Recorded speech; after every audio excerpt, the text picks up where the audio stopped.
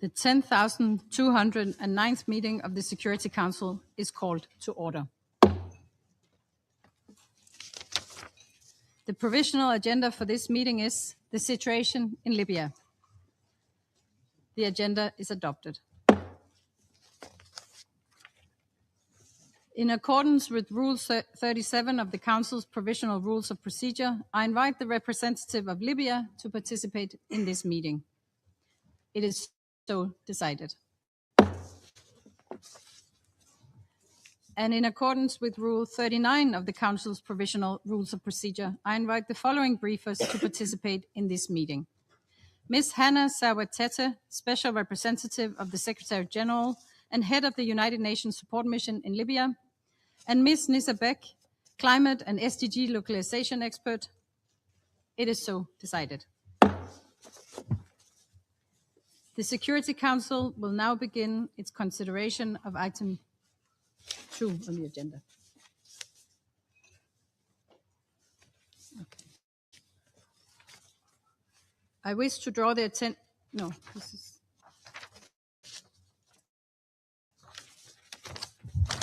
Apologies.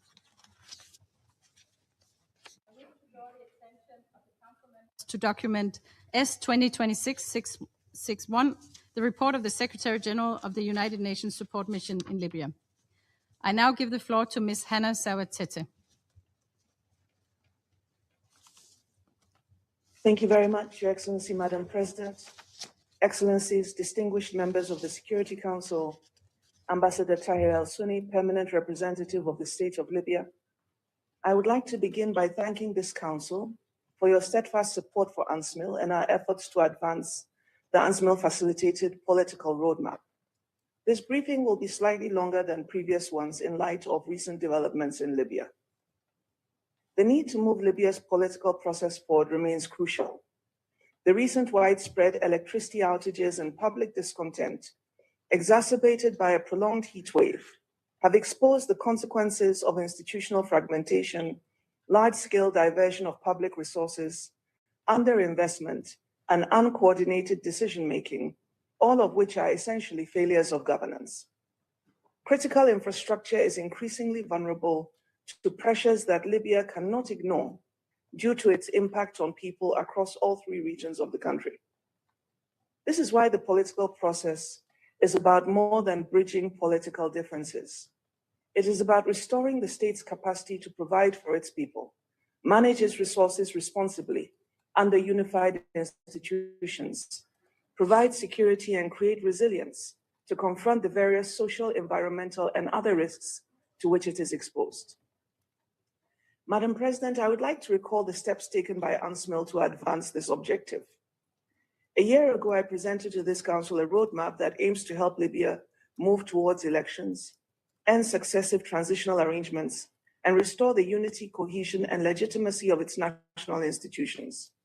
It was grounded in the recommendations of the Advisory Committee and informed by consultations held across the country. The roadmap is based on 3 mutually reinforcing pillars: a credible path to presidential and legislative elections through electoral reforms, an inclusive structured dialogue to address governance challenges undermining peace and stability, and the reunification of executive institutions through a unified government and preparing the country for elections to ensure state authority has democratic legitimacy. In relation to the first pillar, progress on the reconstitution of the High National Elections Commission and the constitutional and legal framework stalled in the House of Representatives and High Council of State, despite our efforts to advance them through dialogue with the 2 chambers. Your Excellencies, members of the Council, you would recall that by early 2026, it became clear that the impasse required a more focused mechanism. Thus, UNSMIL established a small convening, also known as the 4+4 Committee. Since its inaugural meeting on the 29th of April, the small convening has met 7 times under UNSMIL auspices, 4 of them since my last briefing. The next meeting will be convened on the 20th of August, and it is reaching its conclusion, having addressed some of the most contentious issues in the legal and constitutional framework of elections and the reconstitution of the board of HNEC. Remaining steps entail agreeing on mechanism for the endorsement of its outcomes. In parallel with the small convening, UNSMIL has advanced through another pillar of the roadmap with the successful completion on the 6th of June on the 6-month structured dialogue process. Its recommendations, which I presented to the Council in my last briefing, address governance, the economy, security, reconciliation, and human rights. These outcomes not only inform the immediate political process, but provide the beginnings of a national framework to guide current and future authorities in prioritizing reforms to unify and strengthen state institutions and build a more stable and prosperous Libya. On the 16th of August, we held a meeting with members of the political working group of the International Follow-up Committee on Libya of the Berlin process to apprise them of progress and seek their feedback on the ongoing implementation of the roadmap, bearing in mind the political challenges currently prevalent in Libya. As the small convening concludes its work, we are now considering how best to proceed with the next milestone of the roadmap, advancing the unification of government and institutions capable of leading the country towards elections. We count on the continued constructive engagement of Libyan stakeholders to advance this phase with broad national ownership and acceptance.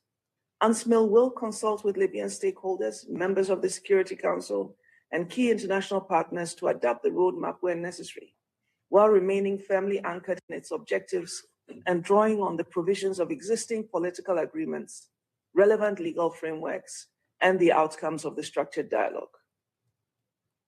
Madam President, on the 29th of July, the High Council of State held its annual elections to renew its presidency bureau. I would like to congratulate the newly elected bureau and look forward to constructive engagement with members of the High Council of State in advancing the UNSMIL facilitated roadmap. The need to advance the political process is evident in the challenges affecting Libyans' daily lives. The government has a responsibility to ensure prudent financial management of the country's resources, to deliver public goods and services, and ensure the safety and security of the population, regardless of their location. This is the minimum expectation. Beyond this, greater economic stability and tangible improvements in people's lives would be of significant benefit.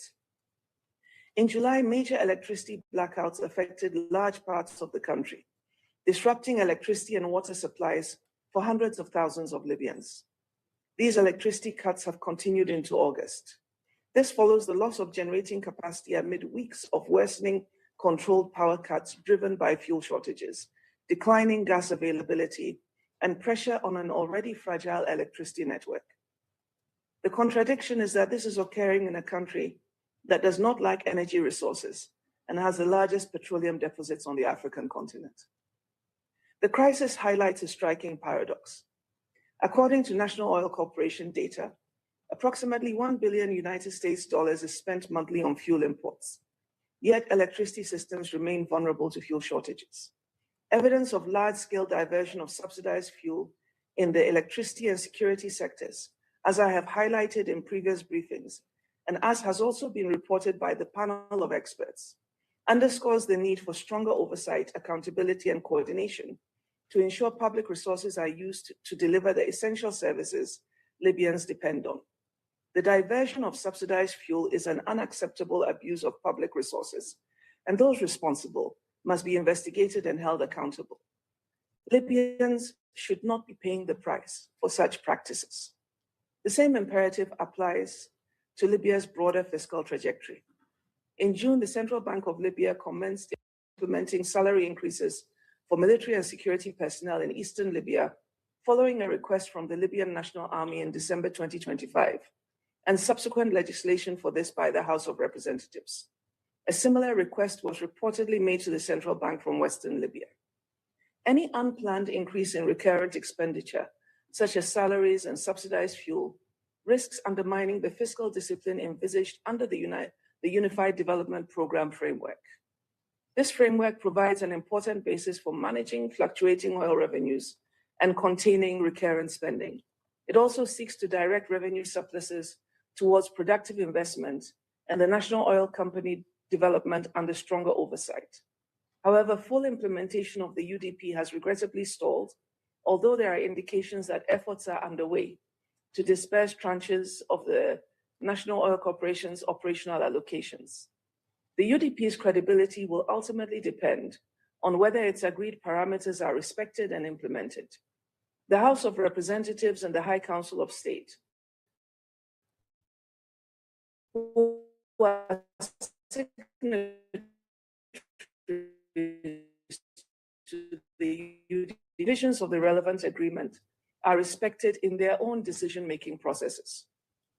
On the 9th of August, the governor of the Central Bank of Libya submitted a letter to the two chambers requesting to be relieved of his position. The move is an indication of the mounting pressure on the central bank, precisely the pressure the Unified Development Program spending framework was intended to contain. The concerns raised by the governor should be treated with seriousness and a sense of urgency. We encourage the central bank to resume publication of its monthly revenue and expenditure bulletins as previously announced in an effort to promote greater transparency and accountability. Madam President, recalling the challenges in facilitating the appointment of the current governor of the central bank in 2024, we believe it is important that all Libyan political actors and institutions fully assume their responsibilities to support the governor and the central bank in exercising their legitimate functions. This will ensure that the state can meet its financial obligations under the spending chapters of the budget. We also urge a strong effort to bring public expenditures under control and for the parties to adhere to the UDP parameters. The electricity crisis affects all areas of the country, but has also triggered public unrest, particularly in Western Libya. Following sporadic protests over power cuts in July, a more organized civil disobedience campaign from the 26th to the 29th of July involved roadblocks, strikes, and temporary disruption to key state and energy facilities.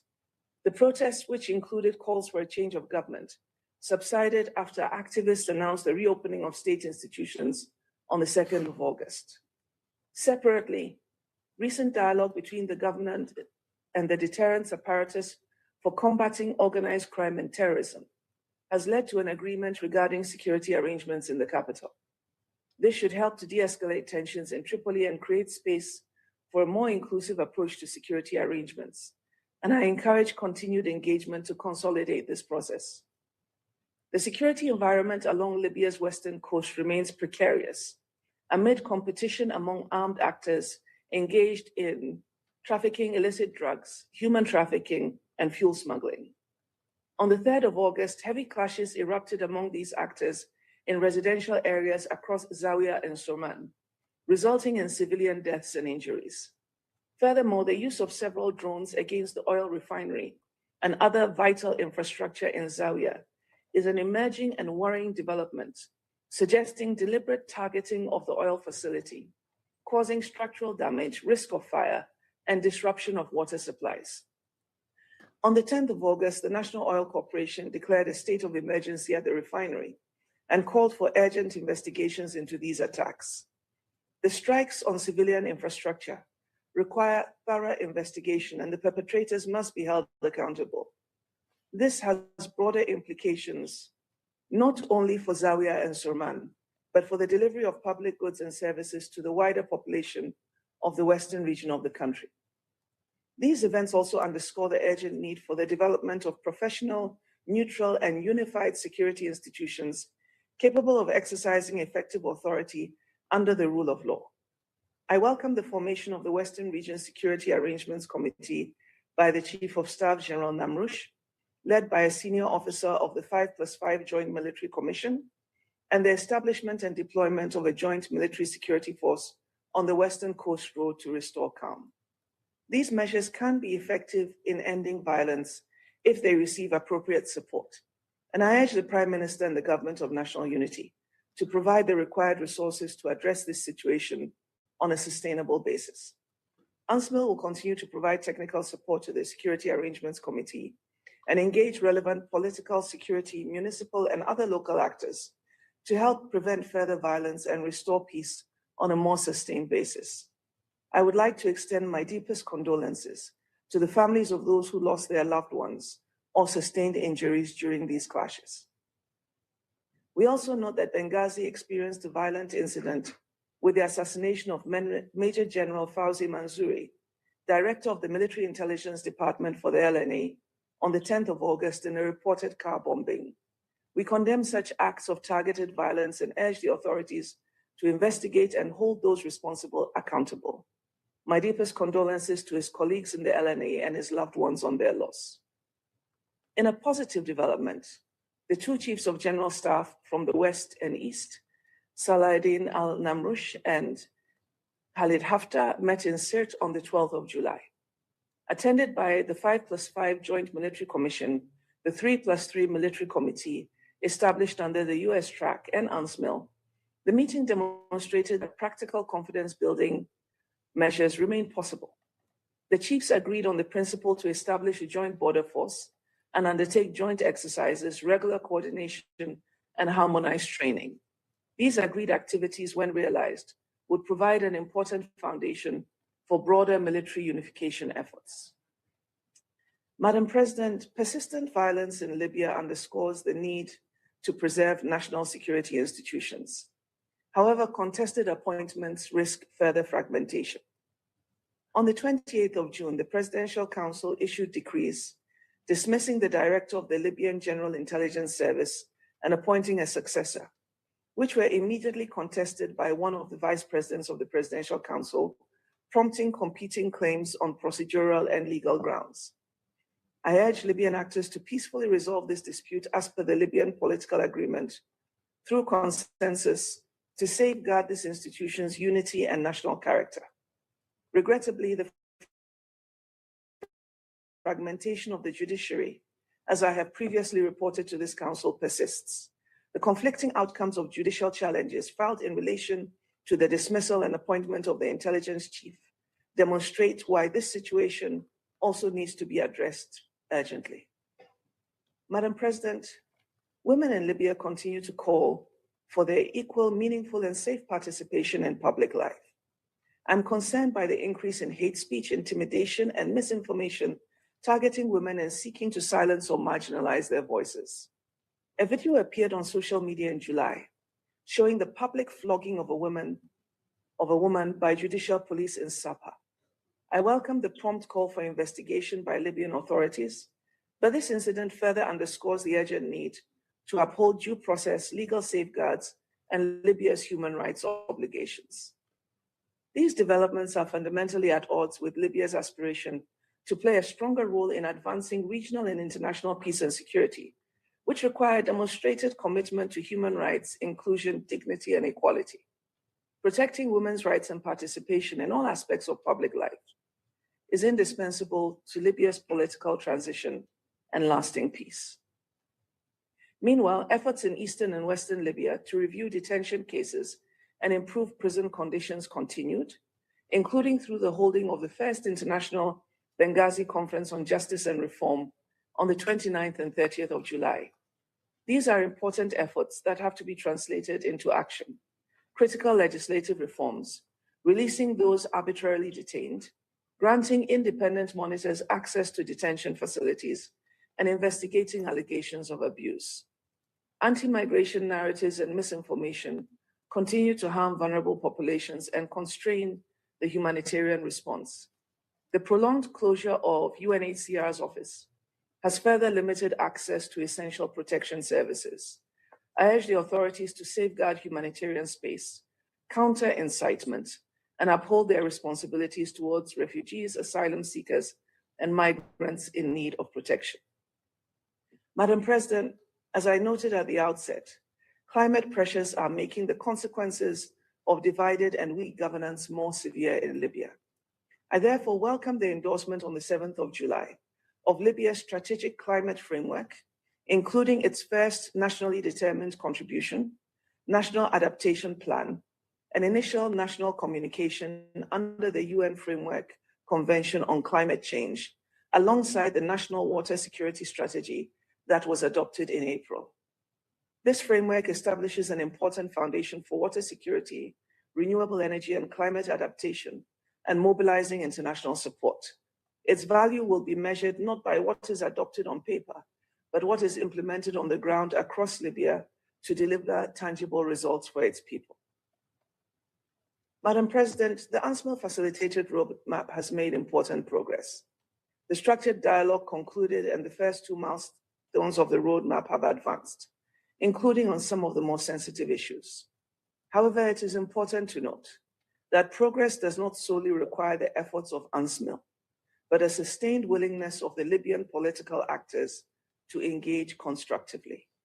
We will continue to work with all parties, holding discussions and consultations in an effort to address any concerns and misgivings, and working to build trust to advance the roadmap.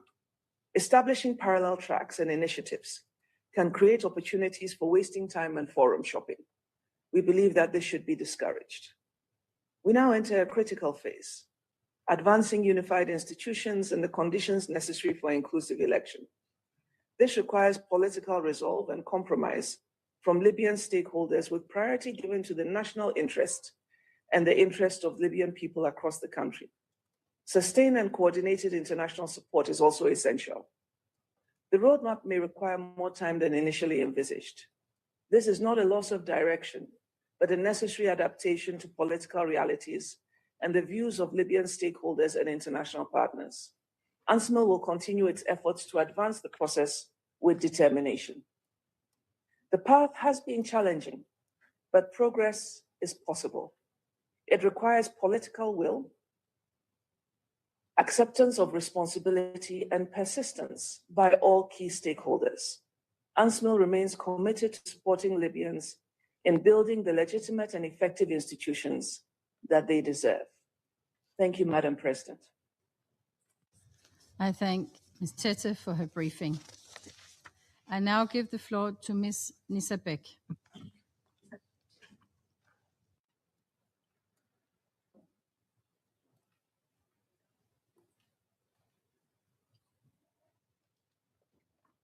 Thank you, Madam President and distinguished members of the Security Council.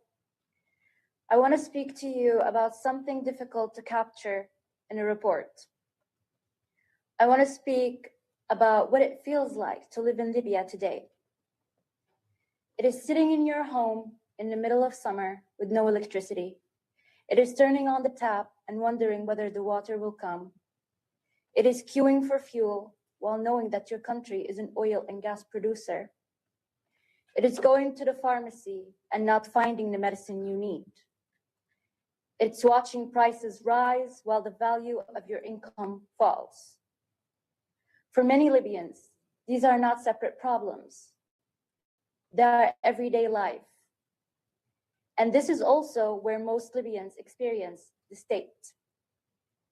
For most people, the state is not experienced through a constitution, an election, or a political agreement. It is experienced through whether the light comes on, whether water comes from the tap, whether the hospital works, whether someone responds when disaster comes. When those systems repeatedly fail, what is lost is not only electricity or water, it is confidence in the state itself. Extreme heat, water scarcity, and environmental shocks are now colliding with political division, armed insecurity, and institutions already struggling to function. That collision is a peace and security issue. The Libyan writer As-Sadiq al-Nayhoum said of Libya, "It is a country built of straw floating on lakes of oil, able to catch fire easily." He made that observation decades ago in a completely different Libya. I think about it today because Libya is still surrounded by wealth, while too many Libyans are living with insecurity, failing services, and institutions that struggles to protect them. Today, there's additional pressure on Libya's already fragile foundations. Our climate is changing. Libya's climate pressures are developing within an environment already affected by political division, insecurity, and weak public services. We often measure Libya's security by armed clashes, political agreements, and territorial control. Libyans experience security differently. Can my family stay safe during extreme heat when the electricity fails? Is the water entering my home safe to drink? Can the hospital function when the grid goes down? Will my city be protected when the next flood comes? Extreme heat puts more pressure on an already fragile electricity system. Water scarcity affects livelihood and heightened pressure within communities. Drought affects agriculture and economic opportunities. Floods expose weakness in infrastructure and preparedness. Political division and insecurity make it harder to maintain infrastructure, prepare for risks, and respond when crises occur. Climate shocks do not create Libya's political crisis, but they expose its weaknesses, deepen existing vulnerabilities, and increase the consequences of institutional failure.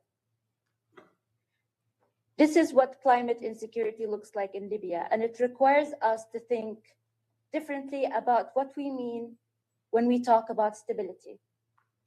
The current electricity crisis makes this connection impossible to ignore. During the recent heat wave, people across Libya faced prolonged power cuts lasting up to 15 hours a day, as temperature approached 50 degrees Celsius. Protests spread across Tripoli and other cities, with people demanding not only electricity, but water, healthcare, fuel, medicine, and accountability.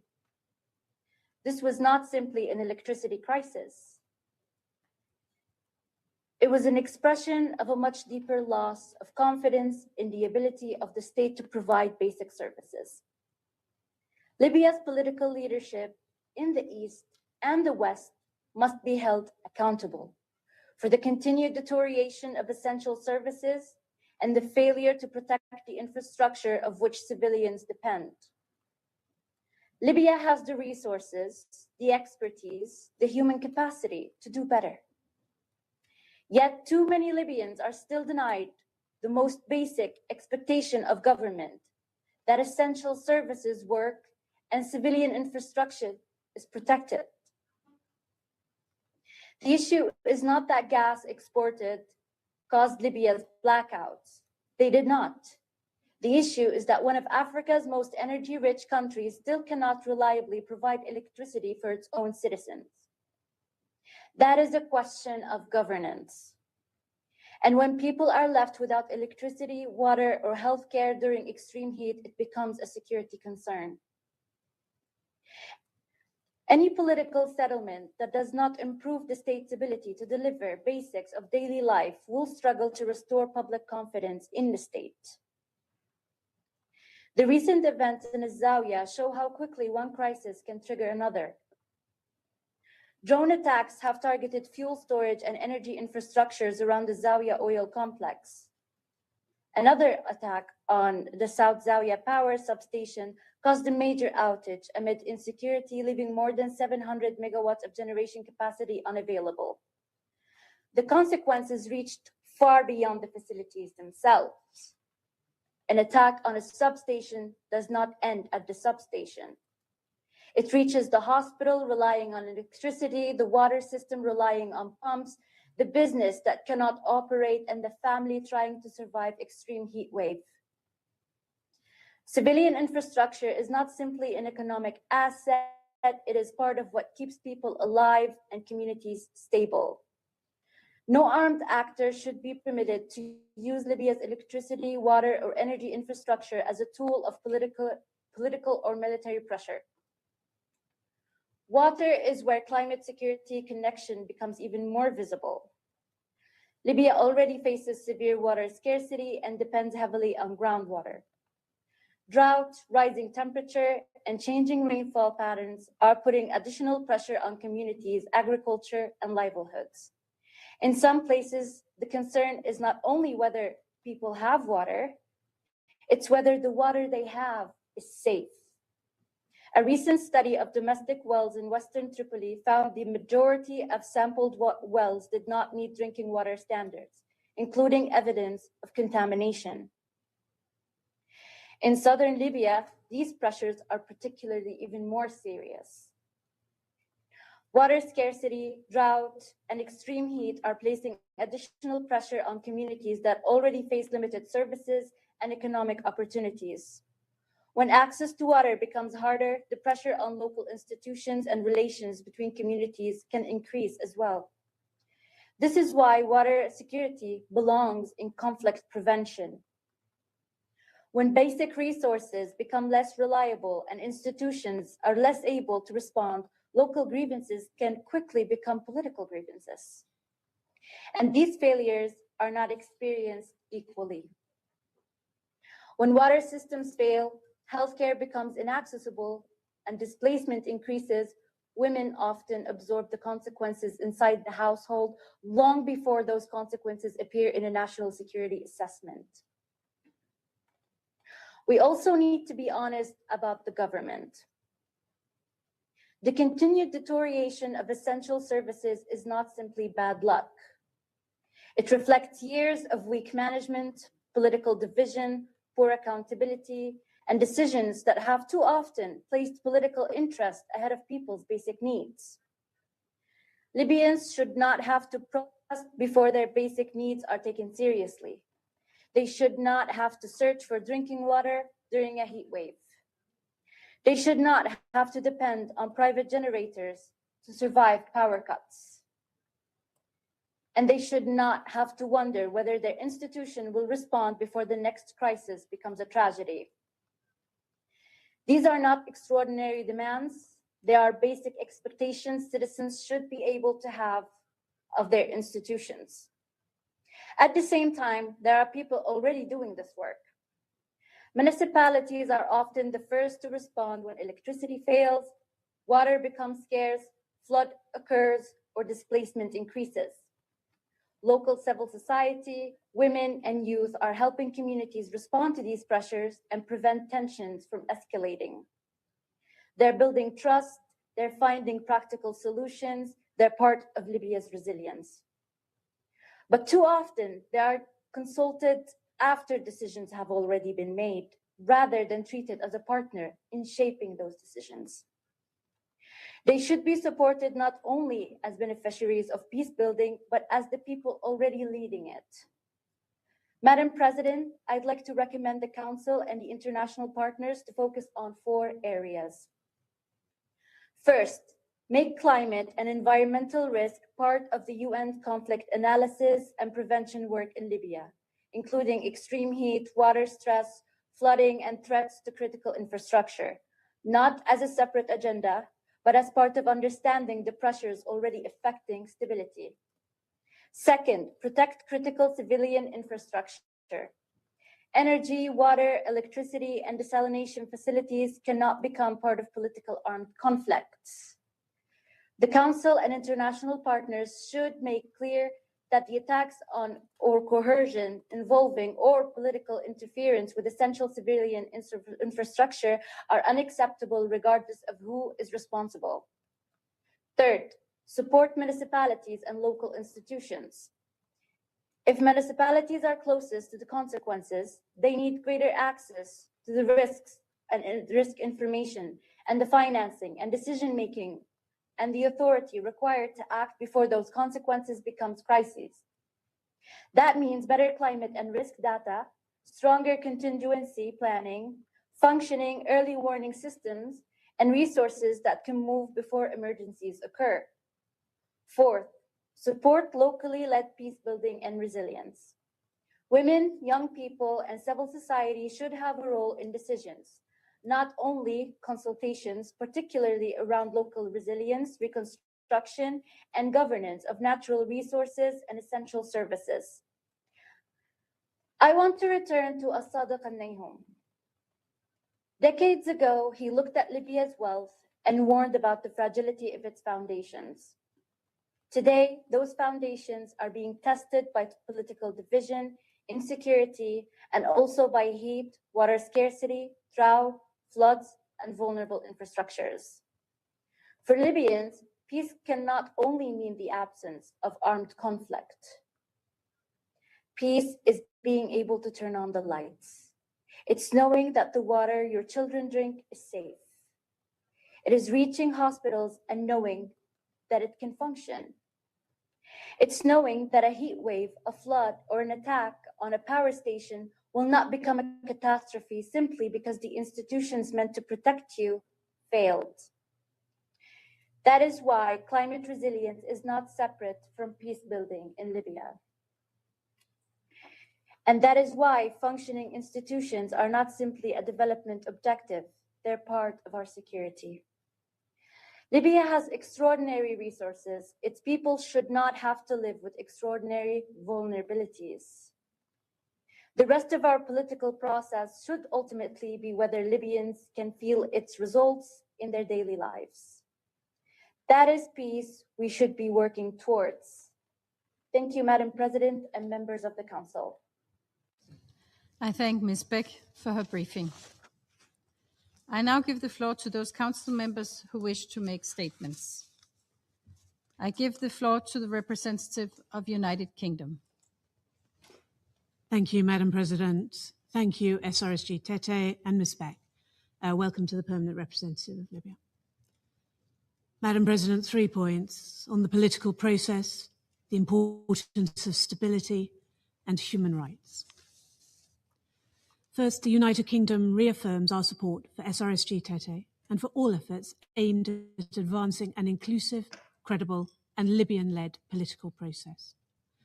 Almost a year ago, this Council welcomed SRSG Tete's briefing, setting out a roadmap towards elections in Libya and opening a window for making progress in Libya's political process. A year on, its 2 initial milestones remain to be implemented by Libya's parties. The people of Libya are telling us clearly that they want progress in the political process towards elections and unified, strengthened and accountable institutions. And we urge Libya's leaders to use this window of opportunity to act to implement the roadmap and move towards elections. 2 steps that Libya's leaders could take now to demonstrate both progress and determination to move forward: implementing the US-facilitated Unified Budget Agreement and finalising the outcome of the UNSMIL-facilitated 4+4 small convening discussions. Second, progress on the political process will support stability, which in turn offers the best prospects for greater economic certainty and a stable dinar, for jobs and youth employment, for stable fuel and essential goods and services supplies, and for all those things that Ms. Begg has described in her briefing. Conversely, when progress stalls, stability is put at risk. And in recent weeks, we have seen concerning signs.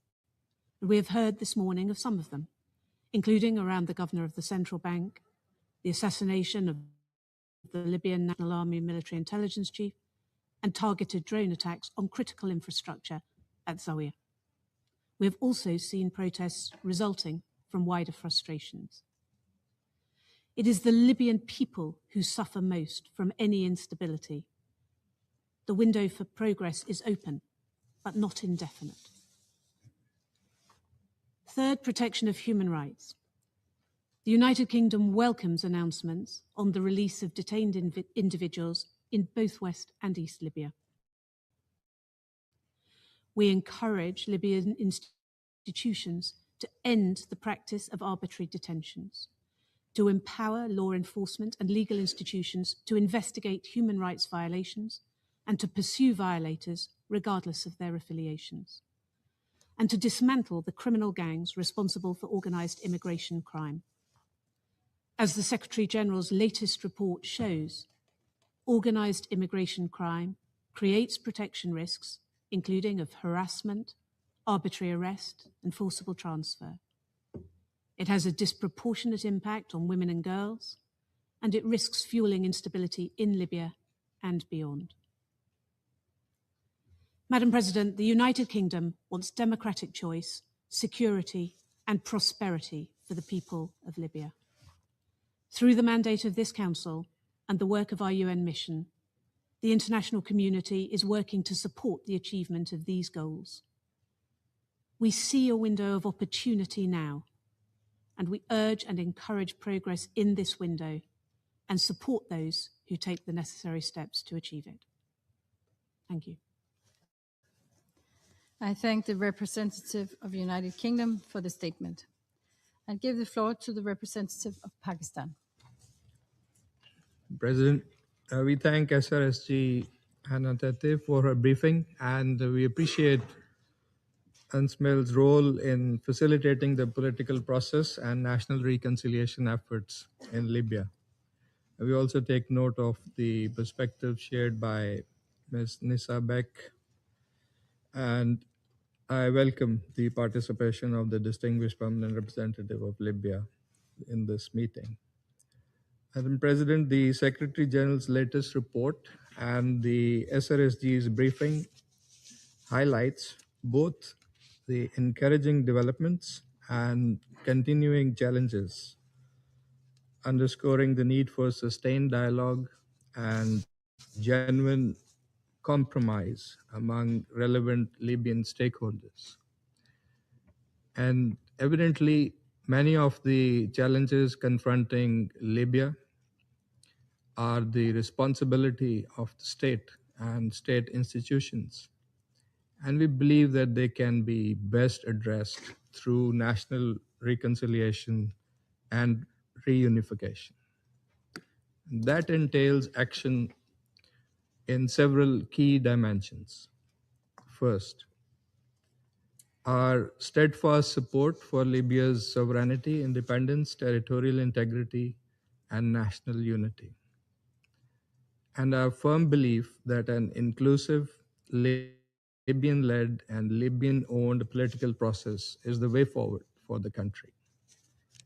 Primary responsibility for that rests with the Libyan people, who are the ones who have to tread that path. Hence, the political will, a point repeatedly emphasized by the special representative.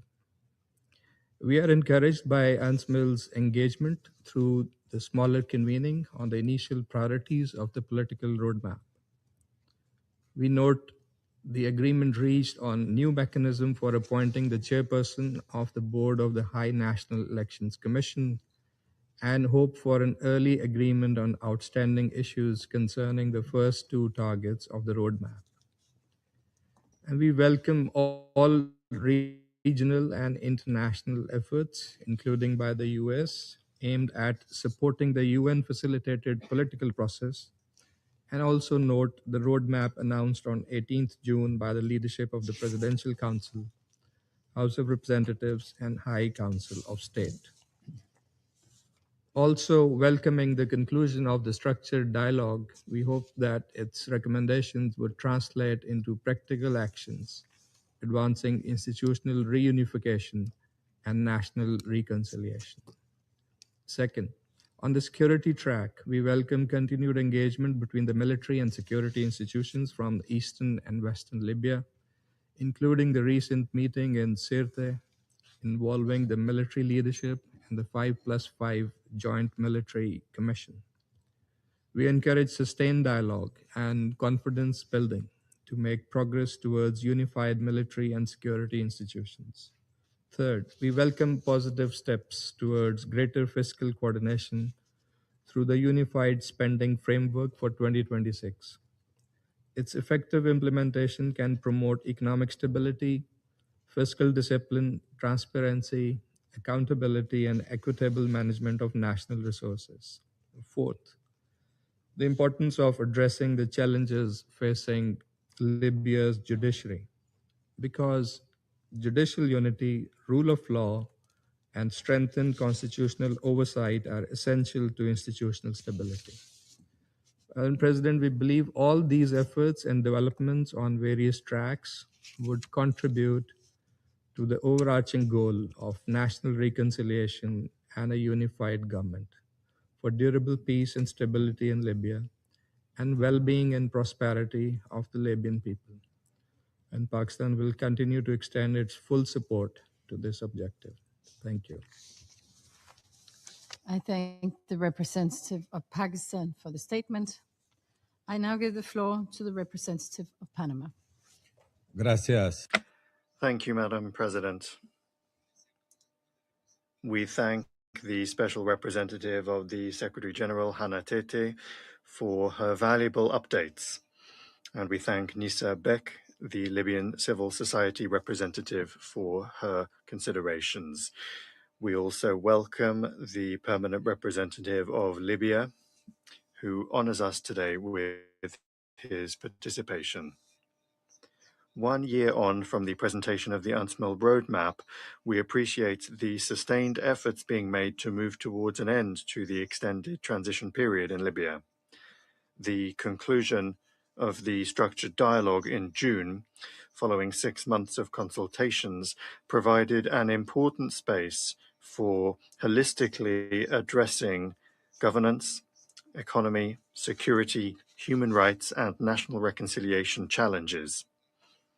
On the other hand, since then, the small convening format meeting has made it possible to maintain the dialogue between the representatives of the major Libyan parties and to make progress as well on some elements, which demonstrates the value of always keeping dialogue channels open. However, at the same time, there continue to be significant differences that will need to be addressed for the process to be able to make progress. It is for the Libyan actors to with the necessary political will, build the consensus that is needed on the election framework and to strengthen institutions that are able to lead the country towards a legitimate and sustainable political transition. Following years of institutional fragmentation, we appreciate parallel diplomatic efforts aimed at promoting greater coordination between the institutions of the state and to move towards more unified governance. In any case, the consolidation of legitimate and functional national institutions will be of vital importance, not only with a view to the election process, but also in order to respond to the daily and also pressing urgent needs of the Libyan population. Madam President, in this context, the security situation continues to be a key element for the stability of the political process. Although the truce agreed in Tripoli is holding, localized clashes and tensions between armed groups continue to represent serious risks. Drone attacks on the Zawiya oil facility caused a substantial fire which affected energy infrastructure. This is particularly worrying, given its implications for the protection of critical civilian infrastructure and the stability of the energy sector. Protests witnessed over extended power cuts and the deterioration of public services reflect the legitimate concerns of the population with regard to access to essential services and better living standards. When it comes to responding to these needs, and improving the provision of public services, we encourage the urgent implementation of the 2026 Unified Budget Framework, as well as the transparent and responsible management of public resources. These challenges need to be addressed also while taking into account the climate pressures that Libya faces, the rise in temperatures, variable precipitation, and the increasing scarcity of water are unfortunately putting additional pressure on communities in which displacement, food insecurity, and cross-border mobility are overlapping. Panama considers that these challenges could also be turned into opportunities for strengthening cooperation. The National Water Security Strategy of Libya and the new Strategic Climate Framework provide a tangible basis for coordinated action, with a view towards strengthening climate adaptation and early warning systems. They constitute an investment in conflict prevention and long-term stability. Madam President, when it comes to sanctions, Panama reaffirms the importance of the effective and consistent implementation of the sanctions regime.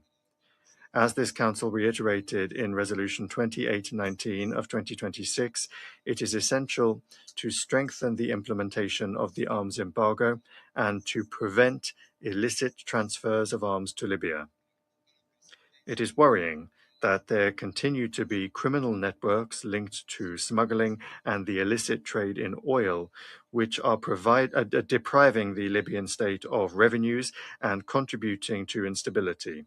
We encourage the Libyan authorities and relevant states to strengthen cooperation and to protect the country's resources. On the other hand, we welcome the recent implementation assistance notices adopted by the 1970 Committee, including IAN number 6 and IAN number 8. They provide practical guidance for the effective preservation and management of frozen assets and the reinvestment of certain frozen reserves of the Libyan Investment Authority. We consider that these measures will help preserve the value of Libyan assets while at the same time maintaining the integrity of the freezing of assets that is provided for in the sanctions regime. We appreciate the fact that these measures aim to facilitate a more responsible and transparent management of assets in strict compliance with the provisions applicable under the sanctions regime. Madam President, the protection of the United Nations space for operating and the integrity of its personnel also deserves this Council's attention. We condemn incidents against UN facilities in Tripoli in June and disinformation campaigns targeting the United Nations relating to migrants and refugees. We reiterate that the safety and security of United Nations personnel and facilities must be guaranteed at all times. A year on from the presentation of the roadmap, the future of the political transition will depend on the will and ability of Libyan political actors and the Libyan people to achieve compromises that benefit the country. Panawal will continue to support the efforts of Special Representative Tete and UNSMIL in accompanying the political process, while also urging greater commitment on the part of Libyan actors to preserve the momentum of the political process, which will help build a stable, sovereign, and peaceful nation. Thank you very much. Of Panama for the statement. I give the floor to the representative of the United States.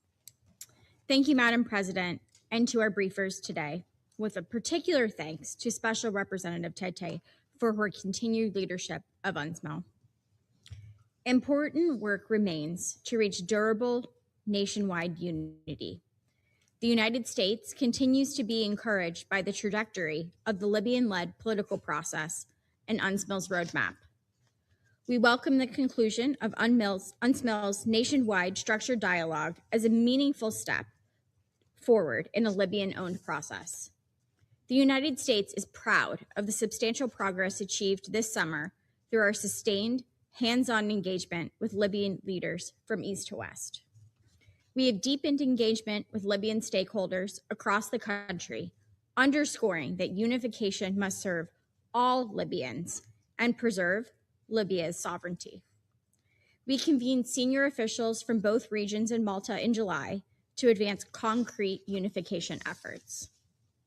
And after a U.S. congressional delegation visited Libya earlier this summer, Libyan defense leaders committed to 3 historic and tangible steps towards military unification: establishing a joint operations center in Sirte, an Air Force training center of excellence in Misrata, and an integrated air command.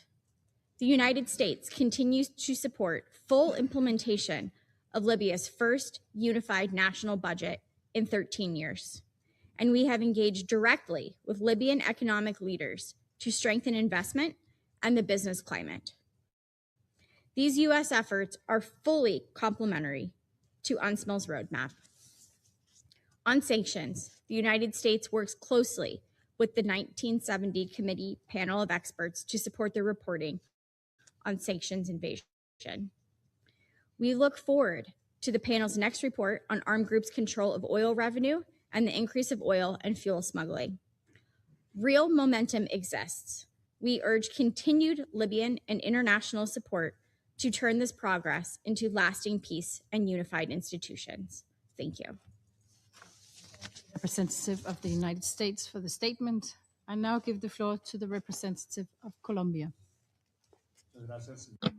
Thank you, Madam President. We are grateful for the presentation given by Special Representative Ms. Hannah Sewatete, as well as for the information provided by Ms. Nisa Beck. We welcome the presence of the permanent representative of Libya at today's meeting. Moreover, we appreciate the most recent report presented by the Secretary General, in which he provides an invaluable update on the reality on the ground. Colombia reiterates its staunch support for UNSMIL's work, as well as for the roadmap put forward by the United Nations to overcome the political impasse and to move towards unified institutions. In this connection, Colombia hails the dialogue initiatives championed by UNSMIL to find common ground between the parties and to create room for understandings that will ultimately allow national consensuses to emerge. Moreover, Colombia recognizes the mediation efforts that several international stakeholders have been spearheading to support Libya's stability and reunification. More specifically, we underscore the work done by the United States to promote dialogue between the parties and to facilitate progress towards institutional reunification.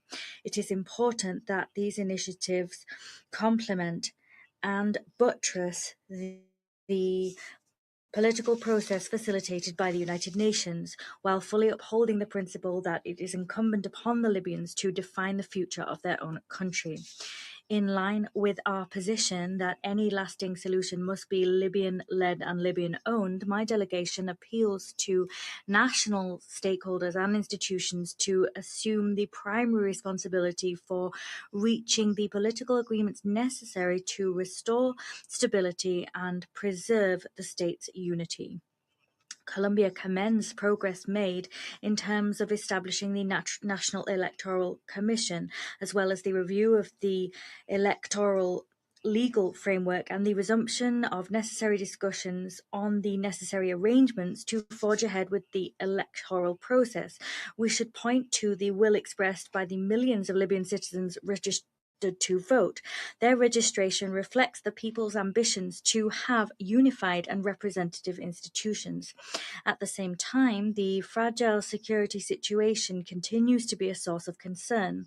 The persistence of armed incidents and acts of violence, together with the fragility of the broader environment, point to the need for efforts to be stepped up to strengthen institutional stability, as well as to make progress with the reunification of state structures and to consolidate security cooperation. My country reaffirms that the security and safety of UN personnel is a vital prerequisite for ensuring that the mission can discharge its mandate. Colombia condemns all threats, acts of violence, and vandalism targeting the United Nations. We reiterate our appeal to all Libyan authorities and stakeholders to guarantee the protection of UN personnel, as well as the protection of the organization's operations and facilities in accordance with international law. To conclude, Madam President, Colombia reiterates its unwavering support for the work of UNSMIL and for its roadmap. My delegation is of the view that it is vital that that roadmap retain the primacy and central role that it must enjoy as the framework within which to shape the Libyan political process. Thank you. Representative of Colombia for the statement. I now give the representative of the Democratic Republic of the Congo. Madame la Présidente. Madam President, I have the honor to deliver this statement on behalf of the A3, namely Liberia, Somalia, and my own country, the Democratic Republic of the Congo. We thank the Special Representative of the Secretary-General, Ms. Hannah Tete, for her detailed briefing and for her steadfast and continued engagement with Libyan stakeholders. The A3 reaffirmed their full support for her good offices and for the efforts made by the United Nations Support Mission in Libya, UNSMIL, to advance a Libyan-led and Libyan-owned political process.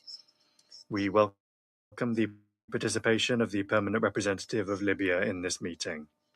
Madam President, the A3 commends the resilience, will, and determination of the Libyan people for their perseverance and commitment to charting and striving for a peaceful, democratic path forward for Libya's future in the face of persistent challenges. We encourage these fraternal people to resolutely maintain this momentum in order to overcome divisions, consolidate national unity, and bring to fruition an inclusive, Libyan-led and Libyan-owned political process. Over the past months, UNSMIL has worked closely with Libyan stakeholders to build consensus around the political roadmap launched in August 2025 and facilitated under UNSMIL, with the ultimate goal of enabling national elections and the reunification of state institutions. In this regard, the A3 welcomes the progress achieved under the UNSMIL facilitated roadmap, particularly the consultations with Libyan actors, the work of the 6+6 committee, and the structured dialogue, which provide essential frameworks for bridging positions and reaching consensus on the institutional and electoral arrangements necessary to complete the transition. These efforts, supported by inclusive, broad-based consultations, reaching thousands of citizens and ensuring the voices of women, youth, and marginalized communities are heard, demonstrate the resolve of Libyans to reclaim ownership of their country's future. The upcoming August meeting to advance agreement on the electoral process represents a pivotal moment and an important step. It is an opportunity for all parties to demonstrate leadership, continue consultations to overcome persistent stalemates, and reaffirm a shared commitment to Libya's unity and democratic aspirations.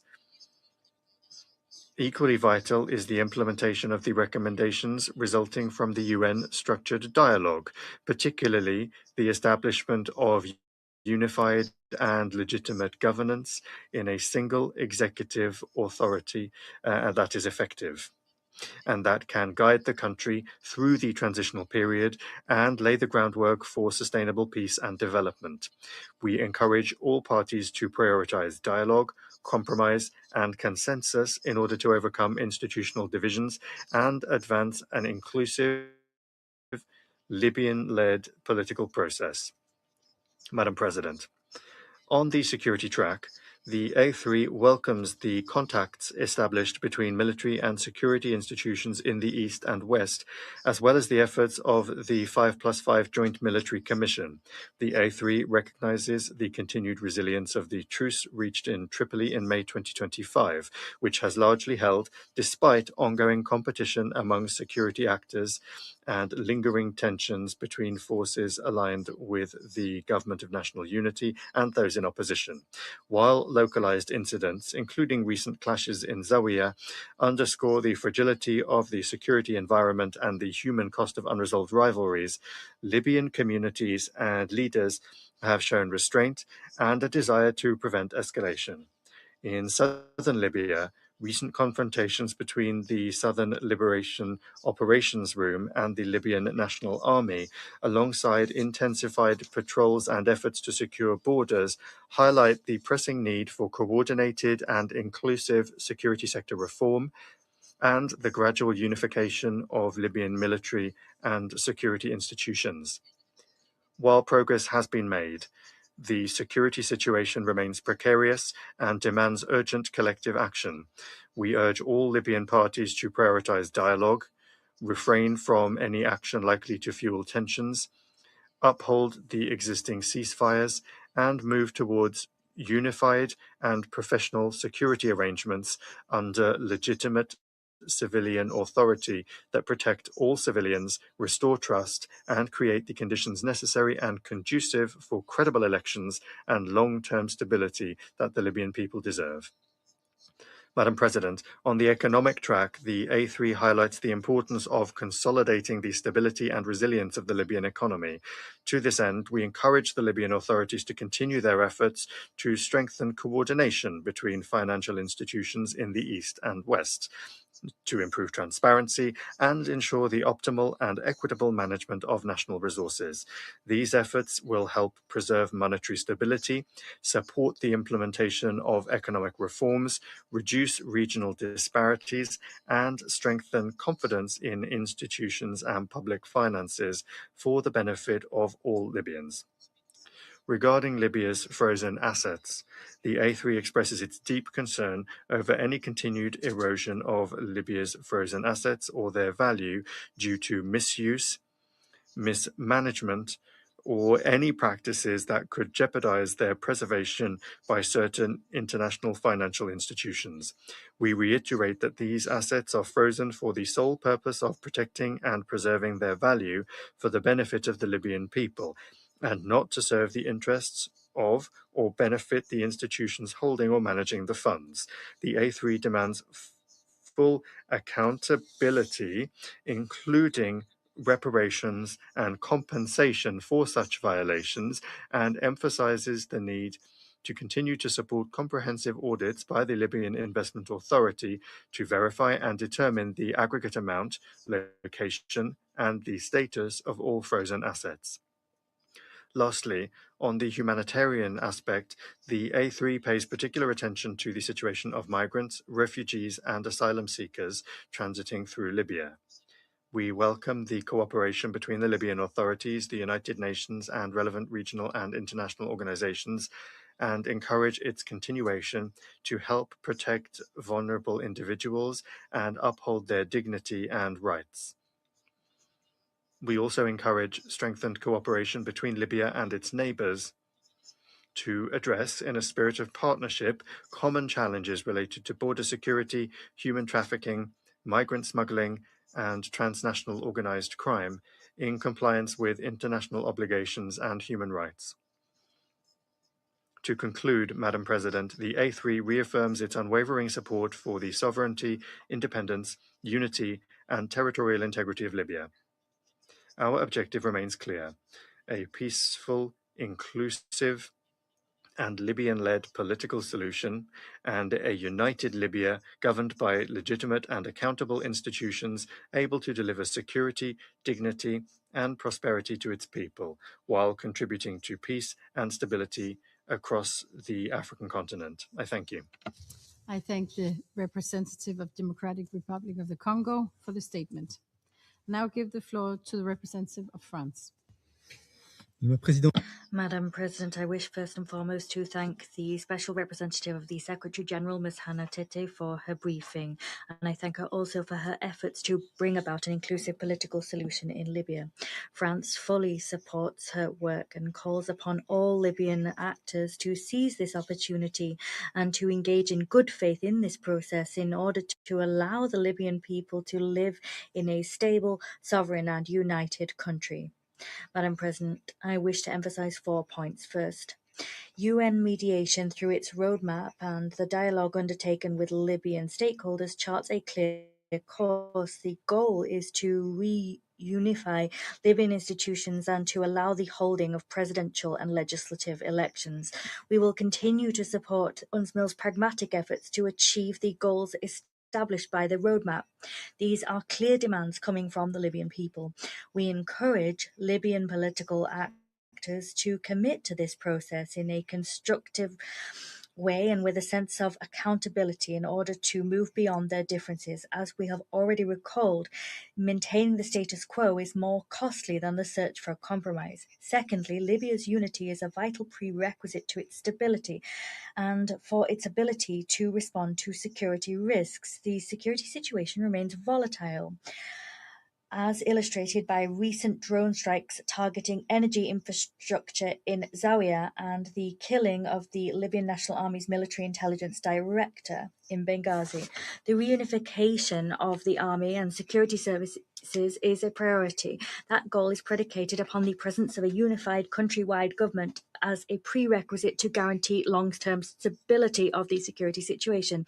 It's vital that the withdrawal of mercenaries, combatants, and foreign forces continue in Libya so that this country can restore full sovereignty. My third point, greater budgetary transparency and a more balanced distribution of national wealth for the benefit of the Libyan people are all necessary. The lack of political unity is fueling the socio-economic difficulties besetting the Libyan people. We encourage all initiatives to foster Libya's economic reunification. France is closely following the implementation of the Unified Development Programme to encourage an efficient and transparent management of public resources. We encourage Libyan stakeholders to support efforts underway at Libyan institutions, namely those at the central bank, in pursuit of this goal. The fight against corruption and trafficking must also be stepped up. We are concerned to note oil shortages throughout the country. This is affecting the most vulnerable people. At the same time, criminal smuggling networks are growing richer. It is vital to restore the national oil companies' full independence and full control if we are to counter this scourge, this institution must be able to guarantee the national character of the resource that it manages. President, the human rights situation in Libya remains a source of concern. We call upon all Libyan parties to respect the fundamental rights of both Libyan nationals and migrants. Tangible measures must be taken to combat trafficking in persons, as well as violations of international law and international human rights law. The fight against disinformation and hate speech is also vital. We support UNSMIL's work in this regard. Madam President, to conclude, France reiterates its support for Libya's unity, stability, and sovereignty. The impasse has gone on for too long. It is incumbent upon this Council to work with resolve to bring about an inclusive political solution that the Libyan people and the international community as a whole wish to see. Thank you. For the statement, I now give the floor to the representative of Latvia. Madam President, we thank SRG Tete for her briefing and Ms. Beck for the insightful remarks. We also welcome the participation of the representative of Libya to this meeting. It has been 1 year since SRG Tete presented the political roadmap aimed at facilitating credible elections and fostering long-term stability in Libya. We welcome the efforts of SRG and the entire UNSMIL team, and we reiterate our strong support for their work. We all know that the process has not been easy, but despite a period of uncertainty and difficult choices, we note that the progress achieved through the convenings of the smaller 4+4 group demonstrates that there is a momentum. The agreement on the mechanism for appointing the head of the High National Election Commission is a positive indication of this. We urge all parties to build on this positive momentum and continue their engagement on a path towards national elections in Libya, an inclusive, Libyan-led and Libyan-owned political process. Following the conclusion of the structured dialogue, it is important that its recommendations are duly considered and taken forward. Madam President, despite the progress made, worrying signs remain, and Libya's security and economic situation continues to be fragile. Recent violence in Benghazi, Zawiya, and Sorman, leading to loss of life and endangering civilians, only highlights the persistent volatility and the risk of further escalation. We call for those responsible to be held accountable and all actors to exercise maximum restraint and prioritize dialogue as the only viable path forward. We also note the use of misinformation, disinformation, and hate speech for political purposes and call on the Libyan authorities to take all necessary measures to protect UN personnel, premises, and operations in accordance with international law. As another point of concern, the judiciary remains divided, which not only has implications for the prospects of national unity, but also undermines public trust in state institutions. We call on all parties to refrain from forum shopping, negotiate in good faith, and put the interests of the Libyan people above narrow self-interest. Today's powerful and personal testimony by Ms. Beck also highlighted that Libya faces intersecting climate and security challenges. As stated during the stakeout before the meeting, we call on the Libyan authorities to integrate climate risks into national planning by strengthening coordination and institutional capacity. Madam President, in conclusion, the road towards stability and inclusive and credible elections in Libya can only be completed if the interests of the Libyan people are put first, and if there is a constructive dialogue and stronger coordination among the main political actors. I thank you. Representative of Latvia for the statement. I now give the floor to the representative of China. President, I thank Special Representative Tete, Ms. Becker and Ms. Beck for their briefings. Welcome the presence of the representative of Libya at today's meeting. Recently, Libya has made notable progress in its political process, and revenues from oil and gas exports have increased significantly. At the same time, the country continues to face myriad difficulties, including unresolved fundamental political differences, rising localized security risks, and persistent macroeconomic pressures.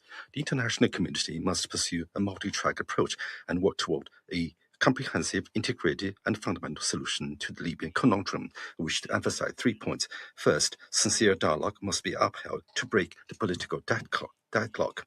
The United Nations has recently worked actively to advance the political roadmap and progress in the 4x4 mini dialogue. The Libyan parties concerned should fully recognize that the continued division of state institutions and repeated postponements of elections are detrimental to the country's long-term development and the fundamental interests of Libyan people. China calls on all parties, with the support of the United Nations, to intensify consultations, bridge their differences, and reach agreement as soon as possible on the matters set up in the roadmap, thereby paving the way for national elections. UNSMIL, on this part, should focus on maintaining dialogue with Libya's major political forces in pursuit of broad-based support. The UN should play, as always, the central role in mediating the Libyan issue. Efforts by external actors should adhere to the Libyan-led and Libyan-owned principle, while fully respecting Libya's national conditions and wishes of its people. Second, the ceasefire gains must be preserved and further escalation prevented.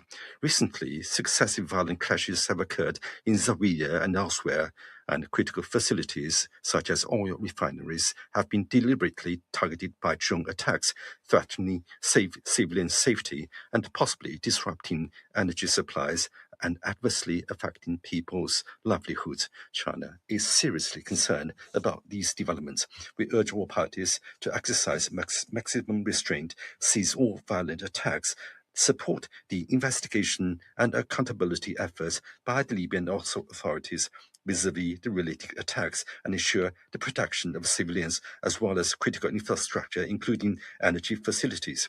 The 2020 ceasefire agreement remains a key foundation for maintaining Libya's overall stability. The parties in eastern and western Libya should fully implement the agreement, strengthening dialogue, consolidate mutual trust, and advance the unification of military and security institutions across the country. Third, public governance should be improved and the well-being of the people enhanced. Libya continues to face significant challenges, including fiscal deficits, rising prices, and fuel shortages, all detrimental to sound economic development and sustained social stability. Both the East and West should promptly implement the unified budget already agreed upon, ensure the fair and transparent management of oil revenues, and maintain the stability of the country's macro-financial governance framework and policies. Libya's frozen assets are the shared wealth of the Libyan people, deserving of full protection. In this past May, while serving as the president of the Security Council and acting chair of the Libya Sanctions Committee, China updated, building upon the previous work by all parties, the draft implementation assistance notice on arrangements for the reinvestment of frozen cash reserves. We welcome the consensus reached on this issue last month and call upon the international community to continue exploring practical arrangements that help preserve and increase the value of Libya's frozen assets. President, as we speak, Libya stands at a critical crossroads. The international community should earnestly respect Libya's sovereignty, independence, unity, and territorial integrity, uphold objectivity and impartiality, intensify mediation and diplomatic efforts, and play a constructive role by dedicating itself genuinely to promoting peace, stability, and well-being of Libyan people. As a good friend of Libya, China stands ready to continue working with the international community to contribute more to advancing a political settlement of the Libya issue and Libya's long-term peace and stability. I thank you, President. For the statement. I now give the floor to the representative of the Russian Federation. Thank you, Madam President. We're grateful to the Special Representative of the Secretary General on Libya and head of the UN support mission in the country, Hannah Tete, for her briefing. We listened closely to Ms. Nissa Beck, and we welcome the participation in today's meeting of the Permanent Representative of Libya, Tahir Sunni. The domestic political situation in the country continues to worsen. Libyan leaders are not able to overcome their disunity. Many organs of governance, including financial and judicial ones, continue to work in parallel, essentially duplicating one another's functions. Against the backdrop of the drawn-out crisis of statehood, accumulated problems are also emerging in the economic and security spheres, leading to a general erosion of order and growing public discontent. Last month, across the country, there were waves of popular protests.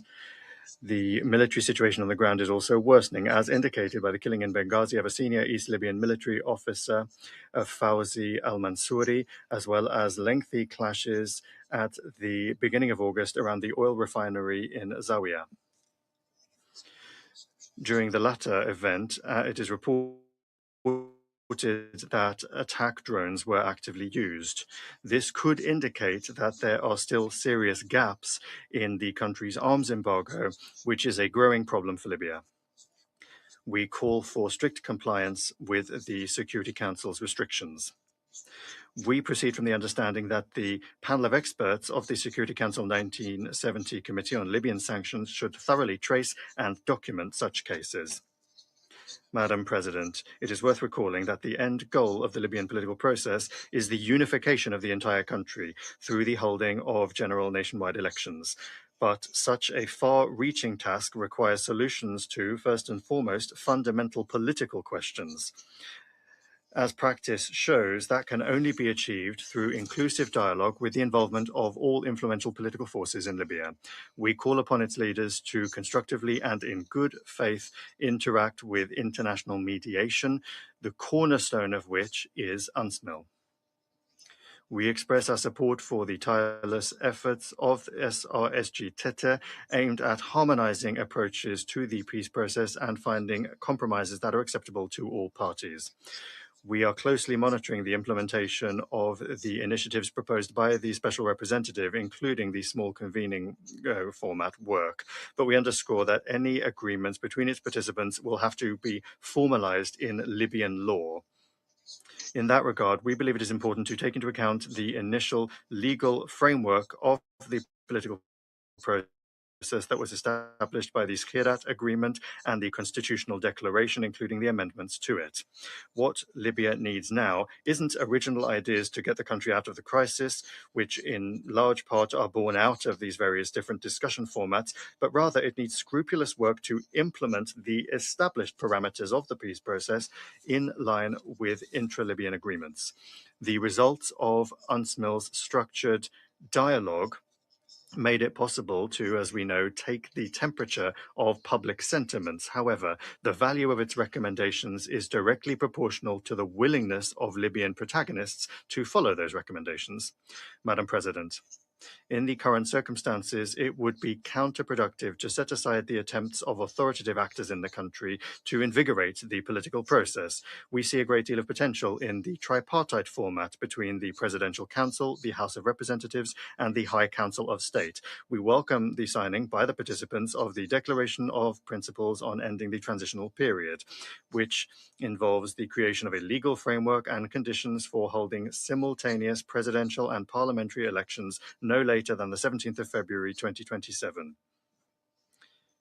We are also convinced that combining mediation by individual external actors with the relevant UN efforts will make it possible to achieve the most effective result. A good example of this synergy is the Berlin process on Libya in its initial configuration. If the different processes contradict one another, that will only introduce confusion into Libyan politics and undermine Libyans' trust in attempts to help them. In conclusion, we underscore our commitment to the independence, territorial integrity, sovereignty, and unity of friendly Libya. Thank you very much. Thank the representative of the Russian Federation for the statement, and I now give the floor to the representative of Greece. Thank you, Madam President. I would like to thank SRSG Tete for her comprehensive briefing and for her continued efforts to advance the political process in Libya. I would also like to thank Ms. Beck for her remarks, and I welcome the participation of the permanent representative of Libya in this meeting. Madam President, Greece considers Libya an important partner for stability, security, and prosperity in our region. We remain firmly committed to supporting the UN-led political process and to further strengthening our bilateral cooperation with Libya. Continuing instability across the wider region underscores the importance of a unified and stable Libya with effective and functioning state institutions and a sustainable and inclusive political settlement. The UN-led framework remains the most credible path towards achieving these objectives. We welcome initiatives that promote dialogue and confidence building among Libyan stakeholders, provided they reinforce and complement the UN-led process and contribute to a lasting settlement based on Libyan ownership and broad national consensus. We encourage all Libyan actors to overcome entrenched divisions and engage constructively in a genuinely Libyan-led and Libyan-owned political process. Creating the necessary conditions for free, fair, transparent, inclusive, and credible presidential and parliamentary elections must remain a priority. In this regard, we call on all stakeholders to participate constructively in the next steps outlined by the Special Representative and to seize the opportunity to move Libya towards unified institutions and bring an end to the prolonged transitional period. Madam President, we welcome the conclusion of the structured dialogue and believe that its recommendations can provide a useful basis for addressing long-standing challenges and building greater consensus on the way forward. We urge all stakeholders to translate these recommendations into concrete actions and to ensure their effective implementation. We also note the progress made towards establishing a unified national budget facilitated by the United States, as well as continued efforts to strengthen security coordination among Libyan institutions across the country. We support further efforts towards a unified national security architecture. Against the backdrop of growing environmental challenges, we further welcome Libya's adoption of its first strategic climate framework under the Paris Agreement. Nevertheless, serious challenges remain. The fragmentation of the judiciary continues to undermine the rule of law and institutional unity, while the security situation remains fragile, as demonstrated by the recent clashes in Zawiya. Political progress must be accompanied by tangible and verifiable steps towards the withdrawal of all foreign forces, fighters, and mercenaries in accordance with relevant Security Council resolutions and with full respect for Libya's sovereignty and territorial integrity. Migration and refugee movements also remain a major regional concern. A comprehensive approach is needed that addresses the root causes of displacement, strengthens protection for migrants and refugees, and effectively combats trafficking and smuggling networks. Greece continues to engage closely with Libya in addressing irregular migration with full respect for international law, including applicable international humanitarian law and international human rights law. We are also concerned by misinformation, disinformation, threats, and hate speech targeting refugees, migrants, and UN personnel. Such actions heighten protection risks, fuel hostility towards humanitarian actors, and undermine social cohesion. They must cease. Madam President, regarding the sanctions regime, we particularly welcome the issuance of the Implementation Assistance Notice concerning paragraph 14 of Resolution 2769. This is a significant and positive step. We hope that this guidance will provide greater legal clarity, facilitate the effective administration of Libyan Investment Authority funds, help address instances of overcompliance, and contribute to the proper management for the benefit of the Libyan people while fully preserving the integrity of the sanctions regime. In conclusion, Madam President, as a long-standing friend and partner of Libya, Greece remains firmly committed to its sovereignty, independence, unity, and territorial integrity. We will continue to support efforts towards a stable, secure, and prosperous Libya, at peace with itself and maintaining constructive relations with all its neighbors. We look forward to a Libya free from external interference, with unified national institutions exercising full authority throughout its territory and contributing to peace, stability, and prosperity across our shared region. I thank you. I thank the representative of Greece for the statement. I now give the floor to the representative of Bahrain. I say that Madam President, I would like to thank Ms. Hana Serwa Tete, Special Representative of the Secretary General for Libya, for her valuable briefing. I would also like to welcome the participation of the Permanent Representative of the sisterly state of Libya, His Excellency Ambassador Tahir al-Sunni. And I would like to thank the representative of the civil society for her briefing. This August coincides with the first anniversary of UNSMIL's launch of a roadmap aimed at addressing the Libyan crisis. On this occasion, the Kingdom of Bahrain renews its full support to the UNSMIL and its efforts aimed at facilitating a comprehensive Libyan-owned, Libyan-led process that will lead to presidential and legislative elections, unification of state institutions under a unified government, and putting an end to the successive transitional phases. The Kingdom stresses that restoring peace and stability in Libya can only be achieved through the political track, with the support of the international community and the commitment of all parties to their shared responsibility to ensure its success. This will spare the Libyan people further instability and risks, safeguard its security and stability, and meet their aspirations for development and prosperity. In this vein, I would like to touch the following points. First, the Kingdom of Bahrain expresses its deep concern over the recent clashes in Al Zawiya and Sarman that led to losses in lives and injuries, in addition to the material damage to public and private properties. We urge all parties to immediately halt fighting and any provocative action that might lead to further escalation or instability.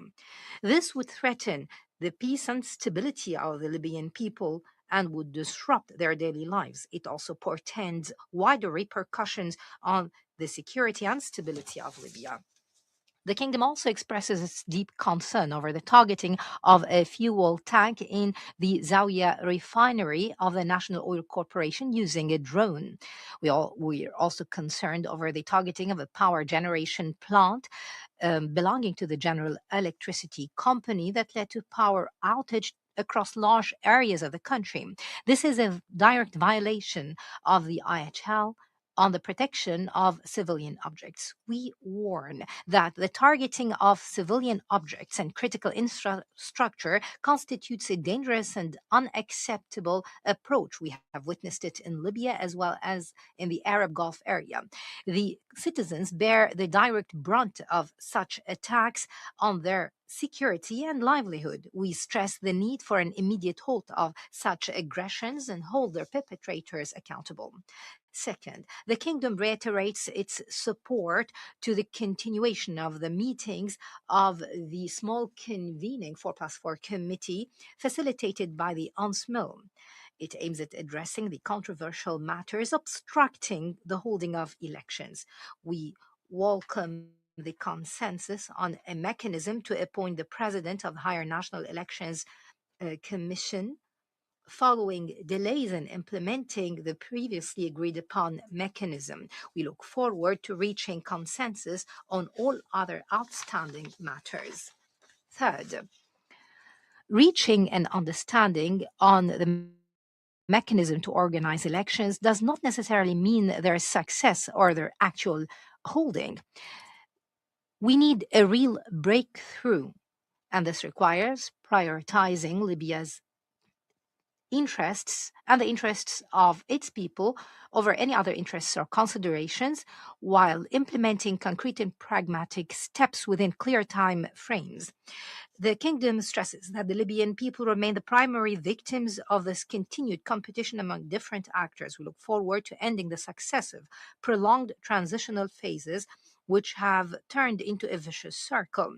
Thus, the kingdom underlines the need for all parties to put the future of Libya and the security of its people and their prosperity above all other interests. They must work seriously to ensure the success of all initiatives aimed at resolving the crisis. Thank you, Madam President. I thank the representative of Bahrain for the statement. I shall now make a statement in my capacity as the representative of Denmark. Let me start by thanking SRSG Tete for her briefing and welcome the representative of Libya to our meeting today. Let me also give a special thanks to Ms. Nissa Beck for bringing her perspectives to the Council, including on the adverse impact of climate change on the lives and security of the Libyan people. I will make 3 points. First, as we've heard, it's 1 year since the UNSMIL roadmap was launched. Denmark continues to support the UN-led mediation efforts, and we commend the efforts of SRSG Tete to this end. We urge Libyan political stakeholders to narrow their differences and put the interest of the people first. In this vein, we welcome the progress made in the small group convenings. Denmark encourages the parties to redouble their efforts to complete the first 2 milestones of the roadmap to create the conditions for holding national elections. Further, the recommendations of the structured dialogues reflect the aspirations of Libyans for a stable and prosperous state with effective governance. We encourage Libyan political leaders to implement them. Second, Denmark is concerned about the volatile security situation in Libya. Unresolved political deadlock hampers unified state security control. This was clear in the recent armed clashes, which endangered civilians and damaged critical infrastructure, including Sevilla refinery. Denmark strongly condemns these clashes. We call for de-escalation and stress the need for all actors to refrain from further violence. Effective measures to protect civilians in accordance with international humanitarian law and human rights law must be taken. Third, and finally, as Ms. Beck clearly outlined, Libya faces growing climate-related risks, including water scarcity and rising temperatures. When combined with weak infrastructure and institutional fragmentation, climate pressures can have a devastating impact on livelihoods and prosperity. These risks must therefore be factored into peace-building, conflict prevention, and local mediation efforts. We urge the international community to support the Libyan authorities in addressing these challenges to strengthen resilience and translate climate commitment into action. As we've heard, this will have a clear impact on the lives of the people of Libya. I thank you. I resume my function as President of the Council. And I now give the floor to the representative of Libya. Thank you, Madam President. At the outset, I wish you all the luck during the presidency of the Council in this month. I would also like to thank Mrs. Hannah Tete for her briefing. We took note of all what was mentioned. We'd also like to thank Ms. Nissa for her briefing, which expresses the opinion of a large part of the people who've been suffering for years and have been frustrated from such meetings, and all they want are pragmatic, concrete results. Therefore, before we deliver our statement, we must reiterate once again that holding such meetings must be accompanied by a real will to break this vicious circle of political effort. We have to overcome the traditional approaches and move towards concrete measures that would meet the aspirations of the Libyan people for stability. Libya must be lifted from the scourge of Chapter 7 to put an end to all those chapters. This is a shared responsibility on all our shoulders. Ladies and gentlemen, we commend the progress that was announced by the special representative in her briefing today and all the arrangements reached between the two main parties in the 4+4 committee. This was achieved in a relatively short time during the negotiations over the past 2 months on consensus on the draft laws for the presidential and parliamentary elections and the mechanism to appoint the president of the High National Electoral Commission. We stress that such laws are not an end in themselves. Instead, they are the only tool that would empower the Libyan people to exercise their right to choose their leaders and shape their institutions.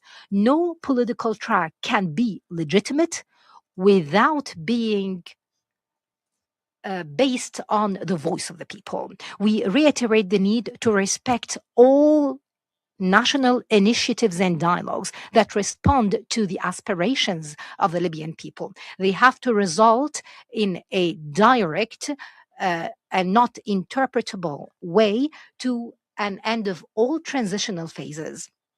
It has to come through fair and free elections, through just laws that do not exclude anyone and are applicable. We welcome any constructive international effort to support the national dialogue and put an end to the divisions.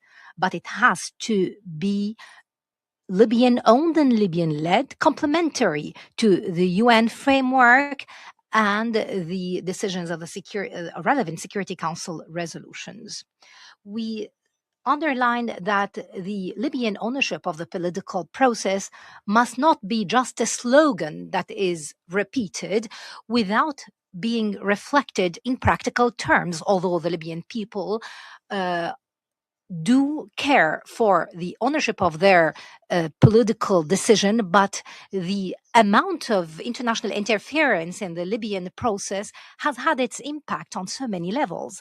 Therefore, there is a need for an international role that supports the national will, not instead of. It must support the Libyan institutions, not overcoming them.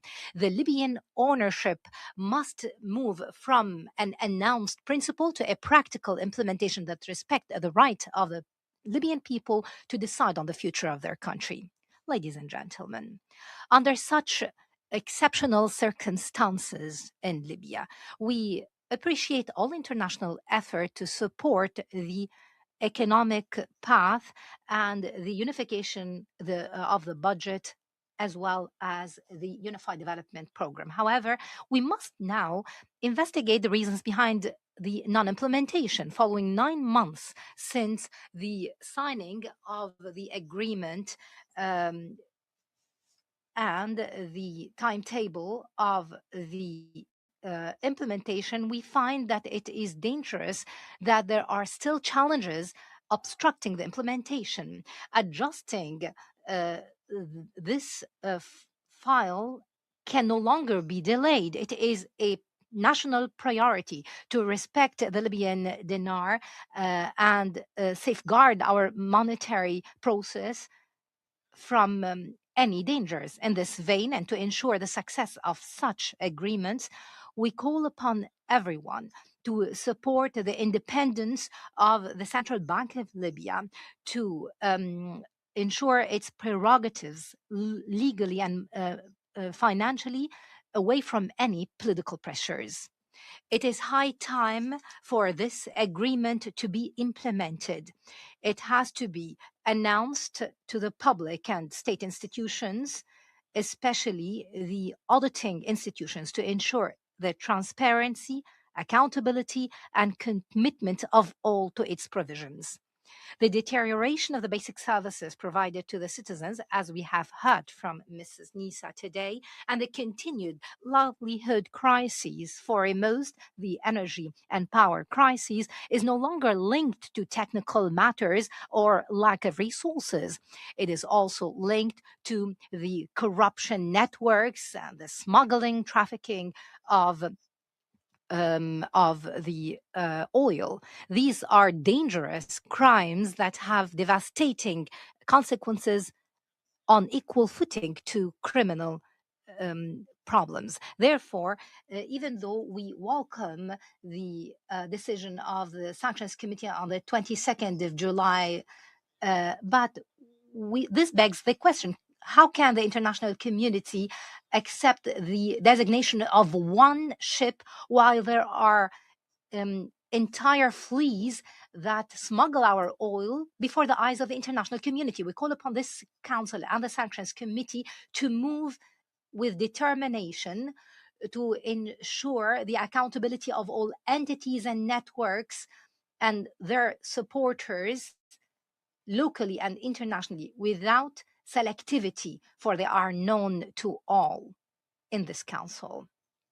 Such steps and others will ensure transparency and accountability on the revenues of oil and other marketing contracts, as was stated in the reports of the experts. In the same vein, we welcome the adoption by the Sanctions Committee on the 6th of June, their agreement that allows the Libyan Investment Authority to retain the revenues of the Libyan frozen assets.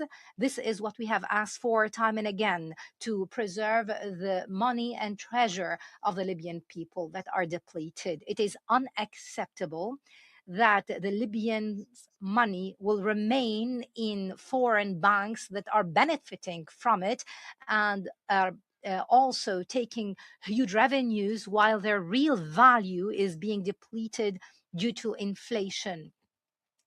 This is structured theft that we will not allow.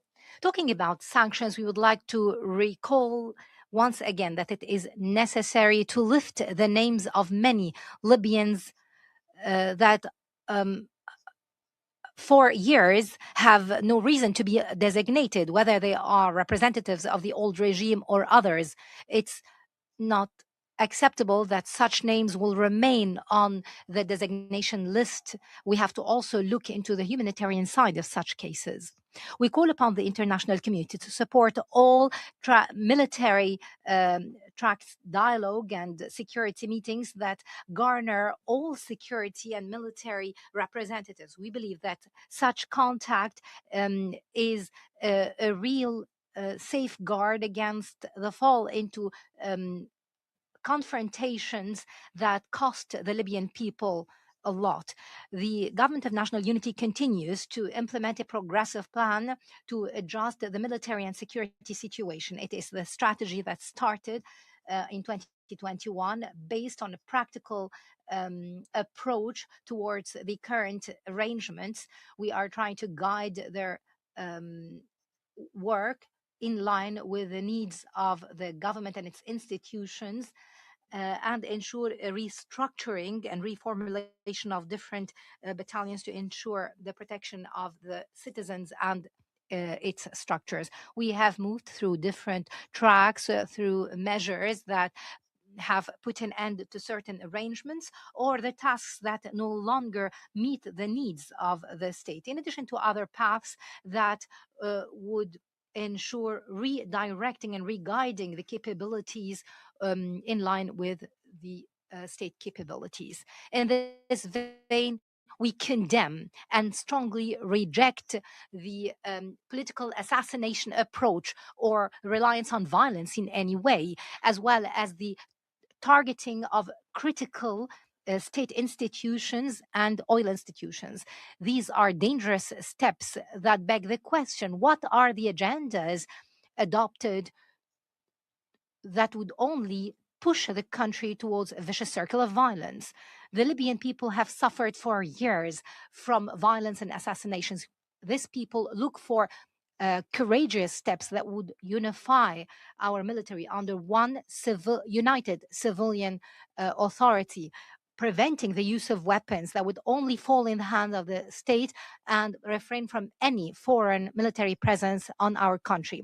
Permanent security will only be achieved by ending all other military actions that are unlawful, because this is the cornerstone to ensure political settlement and its protection. To conclude, we reiterate that the strategic importance of Libya must not be undermined in its resources and oil reserve. It expands to its location and role in ensuring international trade, the security of oil, and other matters. Therefore, protecting Libya and its coastal and its coasts will ensure the stability of the Middle East and the paths of trade between Africa and Europe. As we have mentioned time and again, all what has been mentioned related to divisions or challenges on any files, especially when it comes to the Libyan citizen, whether economically, humanitarianly, or on the security sphere, are only symptoms because we have not yet reached a fundamental and comprehensive political solution based on diversity and real democracy, a solution based on a constitution and a state of institutions and law that has its unified military and has full control over weapons to defend the people. This continued struggle for years came due to different foreign interferences. This crisis was used for particular proxy wars and specific agendas, and the proof is before your eyes in so many other countries. Therefore, we call upon you once again for positive international partnership, a partnership on equal footing that respects the will and sovereignty of the Libyan people. We would like to thank all countries who have adopted such approach, and we hope that others will follow and adjust their policies so that benefit would be for all. History will record that, and the Libyans will remember that. Thank you, Madam President. I thank the representative of Libya for the statement.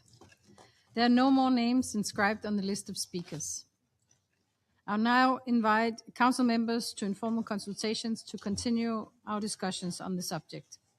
The meeting is adjourned.